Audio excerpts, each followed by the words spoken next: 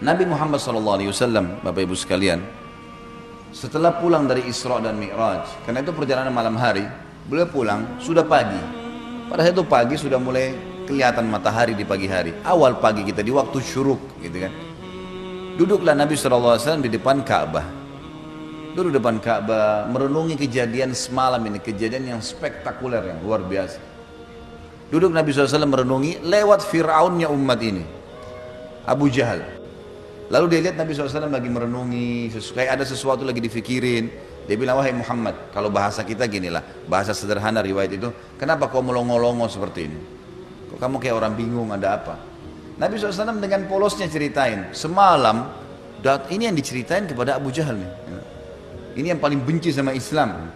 Kata Nabi SAW, semalam datang kepada saya malaikat bernama Jibril. Jibril datang membawa borak. Borak itu kuda bersayap. Ini kuda bersayap sampai hari kiamat tidak ada nih kalau di kehidupan kita. Zaman itu, sekarang saja orang tidak percaya kalau ada kuda bersayap gitu kan. Apalagi zaman kuda bersayap, terbang. Saya naik di atasnya terbang. Dimanapun matanya lihat sebuah tempat, kakinya sudah di sana. Lalu saya tiba di Palestina. Turun di Masjid Aqsa, saya sholat. Saya imami para nabi-nabi. Nabi-nabi ini 120.000 orang. Bagaimana bisa? Allahu a'lam. Nabi sampaikan, saya imam. Lalu kemudian saya naik di atas burak, saya mi'raj ke langit. Di langit pertama ketemu dengan Adam, langit kedua ketemu dengan Nabi yang bersaudara sepupu, Isa dan Yahya. Langit ketiga ketemu dengan Idris, langit keempat ketemu dengan Yusuf, langit kelima ketemu dengan Harun, keenam Musa, ketujuh Ibrahim alaihissalam. Tentu kisah Isra Mi'raj panjang ya, karena perjalanan antara Mekah ke Palestina itu selama perjalanan Nabi SAW diperlihatkan tentang jenis-jenis azab kubur. Saya nggak ceritain di sini. Yang jelas Nabi SAW ceritain semua tuh, apapun yang terjadi. Saya ringkaskan saja. Kemudian waktu Mi'raj ke langit, Nabi SAW ketemu dengan nabi-nabi ini lalu ngobrol. Sempat ngobrol sama Adam, ngobrol sama Yahya dan Isa, ngobrol sama Yusuf, sama Idris, sama Harun, sama Musa, sama Ibrahim alaihissalam. Tapi yang masyhur riwayat adalah Nabi SAW banyak berbicara dengan Musa. Pada saat menerima waktu 50 waktu sholat, beliau turun. Di langit ketujuh Ibrahim tidak ngomong, langit keenam Musa tahan. Lalu bertanya, berapa yang diperintahkan umatmu hai Muhammad? Berapa yang Allah perintahkan? Kata Nabi SAW 50 waktu sholat. Minta keringanan, umatmu tidak bisa. Lalu kemudian Nabi SAW kembali. Minta diringankan 5, jadi sisa 45. Ditahan lagi sama Musa. Musa berkata, berapa hai Muhammad? Kata Nabi SAW 45. Masih berat, minta ringankan. Terus saja Musa AS menahan Nabi SAW 5 sampai sisa 5 nih. Yang kayak kita kerjain sekarang. Itu pun Musa masih bilang minta keringanan. Bayangkan Bapak Ibu sekalian kalau 50 waktu sholat per 15 menit azan. Siap nggak? Yang jelas Nabi Musa alaihissalam seperti itulah kisahnya. Sampai sisa 5 lalu Nabi SAW mengatakan saya sudah malu dengan Tuhanku. Bolak balik terus gitu kan. Maka terdengar suara dari langit, Allah berfirman, hai Muhammad, dia 5 waktu sholat tapi pahalanya 50 waktu sholat. Karena setiap umat Muhammad SAW kalau berbuat satu kebaikan dilipat gandakan 10 kali lipat. Ringkas cerita adalah Nabi SAW mengatakan saya balik ke Mekah, saya balik ke Palestina, lalu balik ke Mekah. Tentu kisah ini cuma pendek yang saya sampaikan. Kisahnya ini mungkin 10-20 kali lipat lebih panjang daripada ini. Kenapa panjang lebar? Yang jelas Abu Jahal waktu dengar itu melongo, diam, langsung dia katakan waktu sudah selesai, hai Muhammad, kau menempuh perjalanan Mekah Palestina yang kami tempuh dengan kecepatan kuda terbaik kami sebulan, pulang juga sebulan, 2 bulan dalam 1 malam.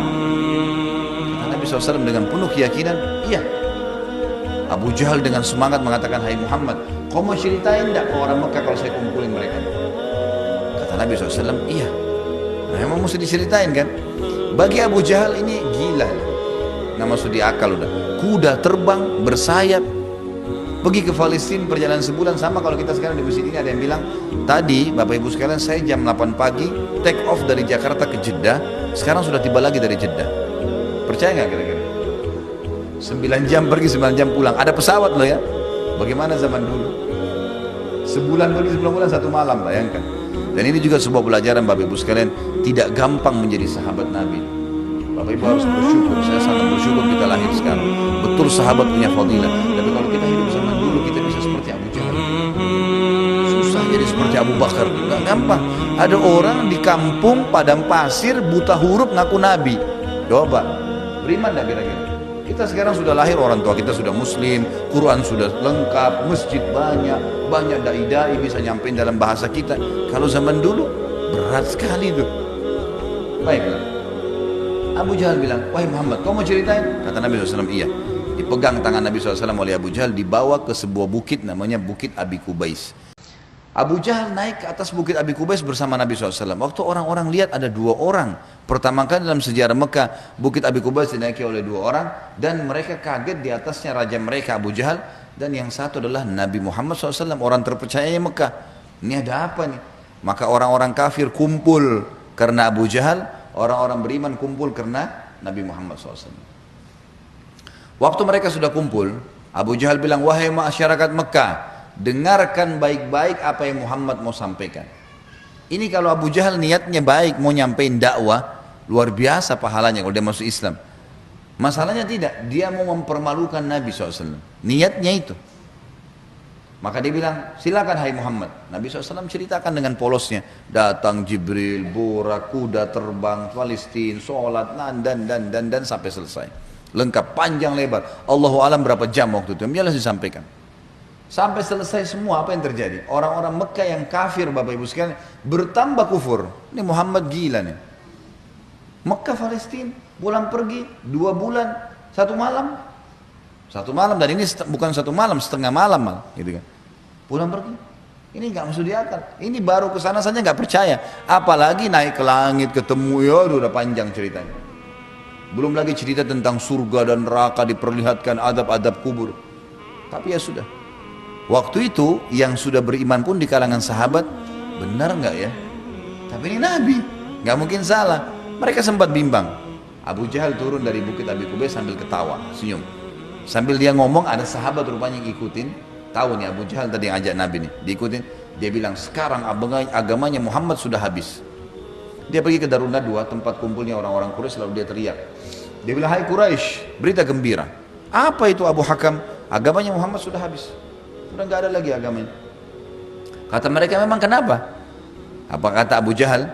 Muhammad mengarang cerita dusta. Katanya begini. Abu Jahal ini tidak sadar sedang nyebarin berita apa? Isra dan Mi'raj. Dia lengkap, dia sampaikan ke orang semua nih. Datang malaikat namanya Jibril, datang burak, terbang ini, semua lengkap. Adab-adab kuburnya disebutin sama dia. Semua lengkap disebarin.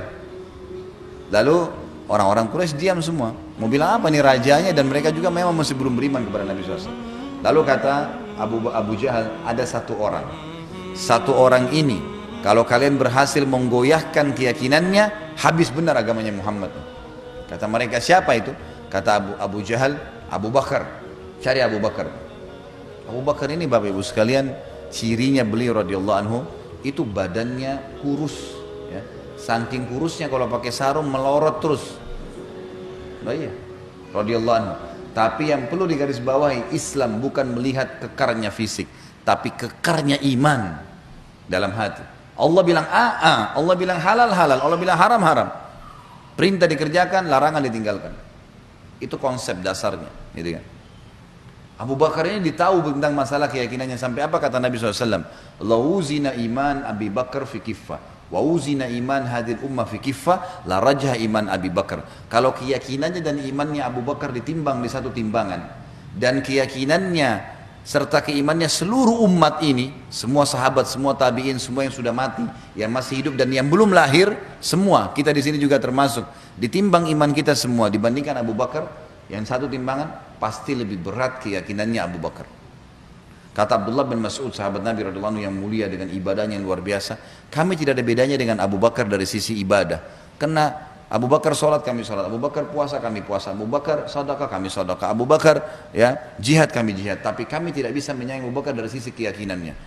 Mustahil. Kalau Rasulullah sudah bilang kerjakan, apapun konsekuensinya. Mau wajib, mau sunnah, nggak ada toleransi, nggak ada keraguan. Yang haram, nggak ada lagi. Haram, nggak ada ceritanya. Seperti itulah konsepnya. Jadi sangat luar biasa. Yang jelas Bapak Ibu sekalian, mereka bilang cari Abu Bakar. Dan juga ada hadis supaya saya tidak lupa ya, kata Nabi SAW, tidak ada seseorang yang menginjakkan telapak kakinya di muka bumi setelah para nabi-nabi yang paling afdal lebih daripada Abu Bakar. Jadi setelah Nabi langsung dia radhiyallahu anhu, jadi orang yang sangat luar biasa. Datanglah orang-orang Quraisy ini ke kebunnya Abu Bakar di kebun kurma di pinggir kota Madinah, dan orang sahabat-sahabat tadi ini pada ikut gitu kan. Sampai di kebunnya Abu Bakar, Abu Jahal teriak-teriak, "Wahai Abu Bakar, keluarlah! Abu Bakar, keluarlah!" Abu Bakar keluar, kaget Abu Bakar. Belum pernah dalam sejarah hidupnya Abu Bakar itu tokoh-tokoh Quraisy, kepala-kepala suku datang ke kebunnya. Untuk apa? Dan belum pernah dalam sejarah Mekah orang beriman sama orang kafir jalan sama-sama. Maka Abu Bakar bilang, "Ada apa wahai Abu Jahal?" Dia bilang, "Sahabatmu Muhammad gila. Masa dia cerita rekayasa bohong, cerita bohong begini. Abu Bakar ini belum dengar dari Nabi. Abu Jahal yang jelasin. Begini, panjang lebar sampai selesai. Sampai kembali lagi ke Mekah. Abu Bakar sudah tahu nih apa tujuannya Abu Jahal. Kalau dia mau beriman, dia sudah beriman kepada Nabi, tapi datang sini mau ngacoin nih.